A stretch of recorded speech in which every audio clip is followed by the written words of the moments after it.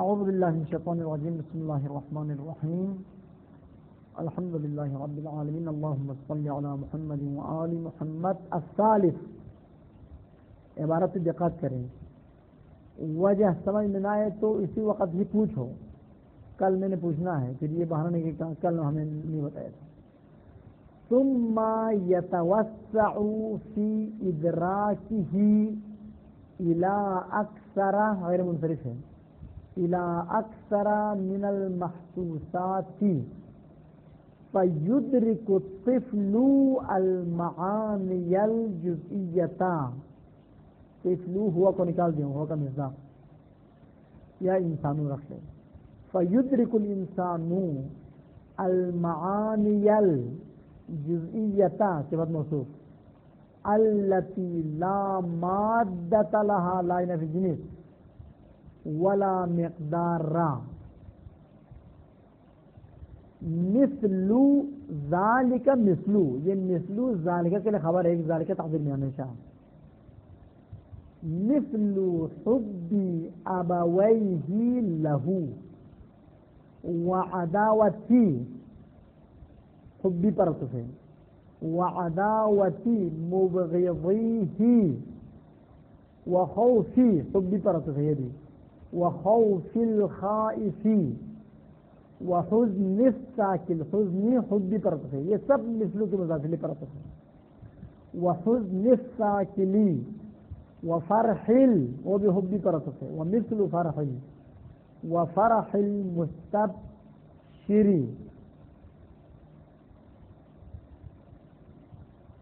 وهذا هو العلم الوهمي يحصل عليه الإنسان, فاعل يحصل ہے, كغيره من الحيوانات بقوة الوهمية, بقوة متعلق يحصل ہے. وهي هذه القوة موضع افتراق الإنسان عن الحيوان فيترك الحيوان وحده يدبر إدراكاته. إدراكات جمع مؤنث سالم حالت نسبی میں کسرہ آئے گا. يدبر إدراكاته بالوهم فقط ويصرفها بما يستطيعه. ها کی ضمیر ادراکات من هذه القوة والحول المحدود. مطلب سوم یہ بتانا چاہتے ہیں مرحلہ سوم در حقیقت علم کی تیسری قسم ہے. یہ علم حسی, پھر علم خیالی, پھر علم وہمی. وہم کے دو معنی ہیں. ایک وہم ایک قوت کا نام ہے جو ذہنی انسان میں ہے, دوسرا وہم کی تعریف کریں گے جو ظن کا مقابل ہو, گمان کا مد مقابل. یہاں پر وہم سے مراد وہ گمان کا مقابل نہیں ہے. وہم ایک قوت کا نام ہے جو آپ کے ذہن میں موجود ہے, ایک ذہنی قوت کا نام وہم ہے. یہاں پر آپ خیال لگے وہم سے مراد وہی توہمات ہے, نہیں, وہ نہیں ہے یہاں پر. تو علم وہمی کیا ہوتا ہے؟ پھر کہتے ہیں کہ پھر انسان اب کے ادراکات میں اضافہ ہوتا ہے, وسعت آتی ہے. اب وہ انسان محسوسات سے اپنے کو باہر لے جاتے ہیں, وہ غیر محسوس چیزوں کو بھی درک کر لیتا ہے. یعنی ایسی چیزوں کو درک کر لیتا ہے جو نہ کان کا کام ہے, نہ آنکھ کا کام ہے, نہ چھونے کی ذریعے سے حاصل ہو سکتا ہے, نہ چکھ سکتا ہے, کھا سکتا ہے, پی سکتا ہے, نہ آپ اس کو کیا کر سکتا ہے, دیکھ سکتا ہے. آخر جیسے ایک آدمی کسی بچے کو مار رہا ہے, آپ نے دیکھا تو پتہ چلا آپ کو یہ شخص اس بچے سے دشمنی رکھتا ہے. ایک آدمی ایک بچے کو چائے پلا رہا ہے, اسے کپڑے دھلا رہا ہے, الی آخر نیکی کر رہا ہے, تو اس آدمی کی حالت کو دیکھ کر آپ سمجھتے کہ یہ شخص اس بچے کو دوست رکھتا ہے. ٹھیک, ایک بچہ رو رہا ہے روڈ پہ تو آپ سمجھتے کہ اس بچے کو کوئی غم لاحق ہوا ہے، یہ محزون ہے، یہ غمگین ہے. اور ایک بچہ ہنس رہا ہے، ایک گیند ہاتھ میں لے کر ہنس رہا ہے، تو آپ سمجھتے کہ اس بچے کو کوئی خوشخبری ملی ہے، کم سے کم یہی گیند ہونے کی خوشخبری ملی ہے، اس کو کوئی خوشحال کنندہ کوئی خبر مل گئی ہے. یہ جو آپ کسی کے خوشحالی کو درک کرتے ہیں معین شخص کے، ہاں غیر معین نہیں، ایک دفعہ مطلق خوشحالی درک کرنا، یہ کلی ہے، یہ قوہ واہمہ کا کام نہیں ہے، یہ عقل کا کام ہے. عقل کلیات کو درک کر لیتا ہے. یہاں پر ایک مطلب سمجھ لو، یہ جو ہم سنتے آتے ہیں کہ عقل کلیات کو درک کرتا ہے، کلیات درک کرنا عقل کا کام ہے، اور جزئیات مصادیق کو درک کرنا وہم کا کام ہے. اس کا مطلب یہ کہ عقل بھی جزئیات کو درک کر لیتا ہے، لیکن صرف تنہا نہیں، حواس کے ذریعے. لیکن جو محسوسات نہیں ہے، کلی ہے، کلیات درک کرنے کے لیے یہ حواس کی ضرورت نہیں ہے. اگر عقل سمجھ لے کہ جز کا معنی کیا ہے، کل کا معنی کیا ہے، اگر وہ آنکھ سے بھی معذور ہو، وہ کان سے بھی معذور ہو، تمام حواس سے معذور ہو، عقل اگر بجا ہو وہ خود سمجھ لے گا کل بڑا ہے جز سے. اس کے لیے حواس کی ضرورت نہیں ہے کیونکہ کلیات ہے. اب میں جزیات کو درک کرنے کے لیے عقل تنہا کافی نہیں ہے. درخت سمجھنے کے لیے آنکھ کی ضرورت ہے. جب تک آنکھ نہیں، عقل قیامت تک سوچے وہ اتنی سمجھے کہ درخت کیا ہے. رنگ سمجھنے کے لیے آنکھ کی ضرورت ہے عقل کو. اگر آنکھ سے معذور ہو تو اس کی عقل بھی کام نہیں دے گی. یہاں پر ذائقہ سمجھنے کے لیے یہ زبان کی ضرورت ہے. اگر کسی کی زبان یا زبان ہی نہ ہو یا زبان کا ذائقہ خراب ہو چکا ہو، عقل قیامت تک نہیں سمجھے گی مثلا اس چیز کا ذائقہ کیا ہے. بس جزئیات درک کرنے کے لیے حواس کی ضرورت ہے اس کو، اما کلیات درک کرنے کے لیے حواس کی ضرورت نہیں ہے. مقصود اس کا یہ ہے. پھر کیا کرتے ہیں، پھر ایسے معنی کو انسان درک کر لیتا ہے یا بچہ درک کر لیتا ہے جس کے لیے نہ مادہ ہے جو دیکھنے، چھونے، سننے، چکھنے میں آ جائے، مادہ نہیں ہے، اور نہ مقدار ہے کہ لمبائی، چوڑائی، گہرائی، کتنا چھوٹا بڑا، ایسا نہیں ہے. نہ مقدار ہے اس معنی کے لیے، نہ مادہ ہے. جیسے دوستی کے لیے کیا مادہ ہے؟ آپ کہہ سکتے دوستی کے وزن 10 کلو ہے، 15 کلو ہے، 1 چھٹا ہے. دوستی کی لمبائی 1 میل ہے، 2 میٹر ہے، 10 گز، یہ تو نہیں کہہ سکتے آپ. بس دوستی اور دشمنی، غم و اندوہ، خوشحالی اور سرور کے لیے کوئی مقدار نہیں ہے. آپ تول نہیں سکتے ہیں، نہ آپ اس کو ہوا سے خمسہ کے ذریعے چھو سکتے ہیں. مادہ نہیں ہے، بس آپ حس نہیں کر سکتے حواس کے ذریعے سے. مقدار نہیں ہے، لہذا آپ لمبائی، چوڑائی اور وزن کے ذریعے سے آپ اس کو ناپ نہیں سکتے ہیں. ان معانی جزیہ کا جس کے نہ مادہ ہے نہ مقدار، ان کو درک کرنے والے قوت کا نام ہے القوت الواہمہ. اور جس شخص اس قوت کے ذریعے سے درک کر رہا ہوتا ہے اسے متوہم، ہم تو اور ہمیں متوہم خیالات پرداز کو کہتے ہیں جو خیالی ہوتے ہیں، تھوڑا سا عقل سے کمزور ہو یا معذور ہو.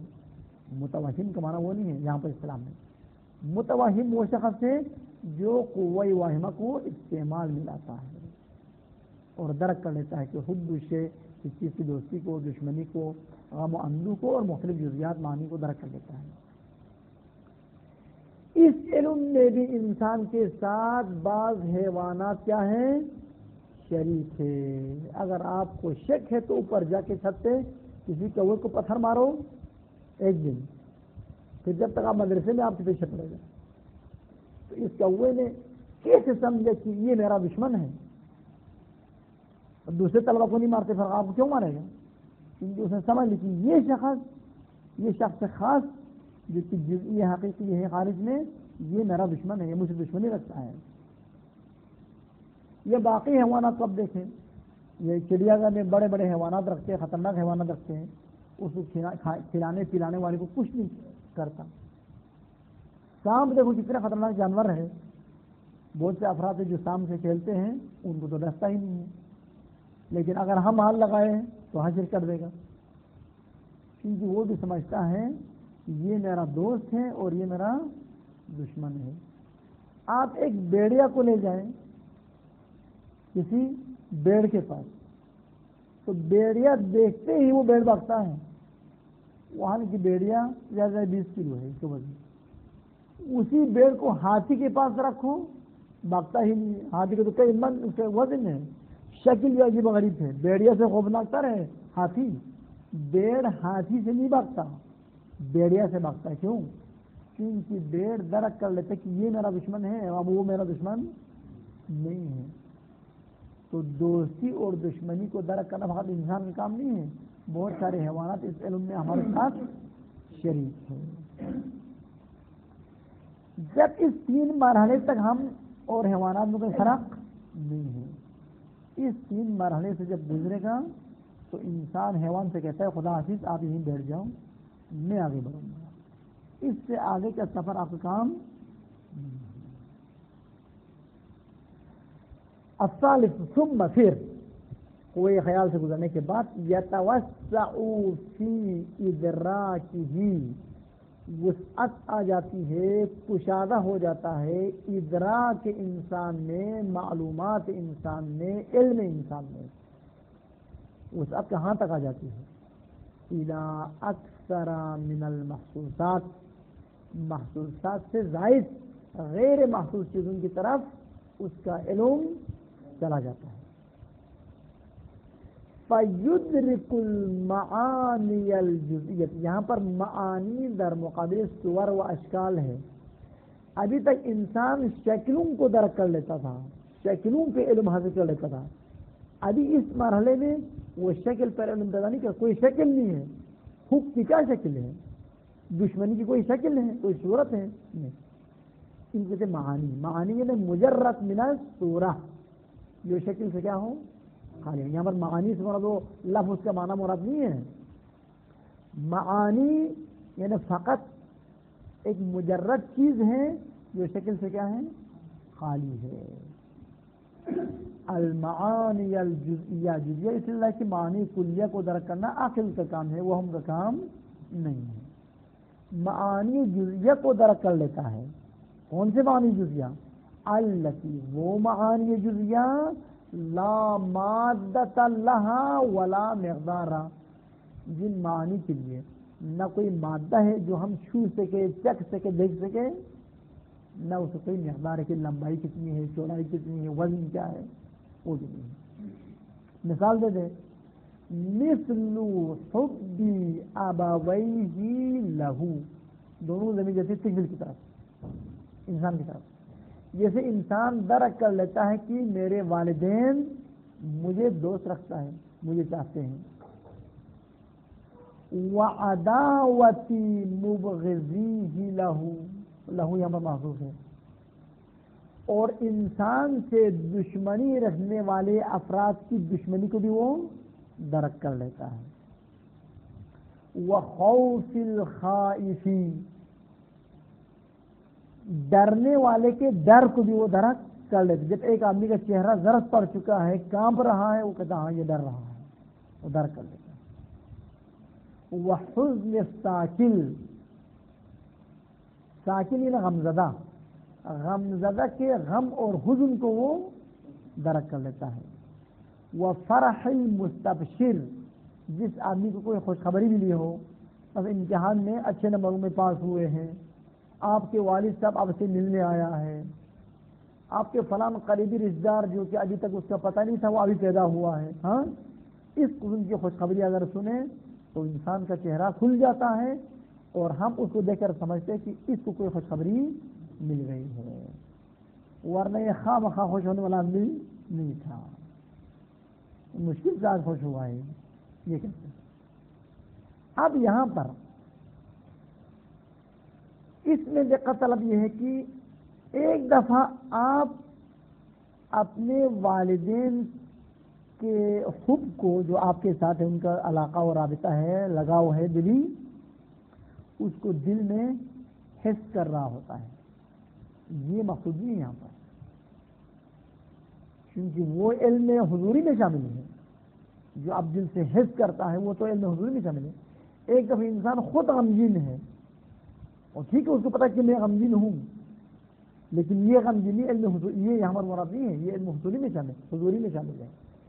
یہاں پر مراد ہے کہ اگر آپ کو کوئی خوشخبری ملی ہے اور 2 دن پہلے خوش ہوا تھا، ابھی تو ہمیشہ خوشحال تو نہیں رہتے ہیں نا، 1-2 دن خوش ہوتے ہیں ختم، بعد میں کہتے ہیں کوئی معمولی کوئی مسئلہ نہیں ہے کہتے ہیں. تو جب اس خوشحالی کا دورانیہ ختم ہونے کے بعد بھی وہ کیفیت آپ کے ذہن میں اس وقت ہے، وہ علم حصولی ہے، وہ مراد یہاں پر. یہ مراحل یا دوسروں میں ہونے کو درک کریں، یا اگر یہ چیزیں خود میں ہونے کو درک کرے تو ان کے ختم ہونے کے بعد. ختم ہونے سے پہلے علم حضوری ہے، ہماری بس علم حصولی میں ہے. یہ دوسروں کے خوف کو درک کرنا، دوسروں کی خوشحالی کو درک کرنا، کیونکہ دوسروں کی خوشحالی آپ کے دل میں تو نہیں ہے، آپ فقط سمجھ رہے ہیں. یہاں پر یہ مراد ہے. وَهَذَا هُوَ الْعِلْمُ الْوَهْمِيُّ، اور اس علم کا نام جس کے معلوم میں نہ مقدار ہے نہ مادہ ہے اور معنی جزیہ ہے، وہ علم وہمی ہے. یحصل علیہ الانسان، انسان اس علم وہمی پر آگاہی حاصل کر لیتا ہے، کغیر الانسان من الحیوانات الاخرى، جس طرح سے باقی حیوانات جو انسان نہیں ہے وہ بھی علم وہمی پر آگاہی حاصل کر لیتا ہے. اما کیسے کر لیتا ہے؟ بقوت الوہم، قوہ واہمہ کے ذریعے سے.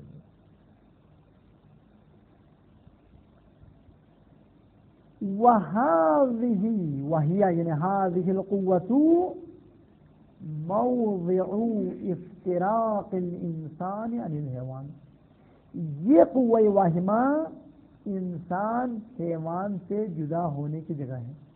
یعنی اسی قوت تک انسان اور حیوان شریک تھے، اب اس سے آگے حیوان انسان سے جدا ہوں گے. فقط انسان آگے کے سفر کو جاری رکھ سکتا ہے، حیوان آگے سفر کو جاری نہیں رکھ سکتا. تو پھر انسان کیا کرتے حیوان کو؟ حیوان سے کہتے تو یہیں بیٹھو، آگے بڑھنا تمہارا کام نہیں ہے. فَيَتْرُكُ الْحَيْوَانَ وَحْدَهُ، انسان حیوان کو تنہا چھوڑ دیتا ہے. اب تو تنہا رہو، اب تو میرا ساتھی نہیں ہو. یدبر، اب حیوان بیچارہ جب تنہا رہے تو کیا کرے گا؟ وہ اپنے معلومات کو فقط قوہ واہمہ کے ذریعے سے تدبیر کر سکتا ہے، نہ قوہ مفکرہ و عاقلہ کے ذریعے. یدبر، بعض کتابوں میں یدیرو ہے، بعض کتابوں میں بدبری ہے، بعض کتابوں میں یدبر ہے. میری کتاب میں یدبر ہے، آپ کی کتاب میں کیا یدیرو ہے؟ ہاں، یدیر اور یدبر کا معنی ایک ہے. یدیر میں نے ادارہ کرتا ہے، چلاتا ہے، اور یدبر کا معنی ہے تدبیر کرنا اور چلانا. یدبر ادراکاتہ، یہ حیوان اپنے معلومات کو تدبیر کرتا اور چلاتا ہے بالوہم، فقط قوہ واہمہ کے ذریعے، کیونکہ قوہ عقلہ تو ہے نہیں. اب فقط یہ قوہ واہمہ کے ذریعے سے اپنے معلومات کو چلاتا ہے اور اس کی تدبیر کرتا ہے، نظم و نسق پیدا کرتا ہے اس معلومات میں.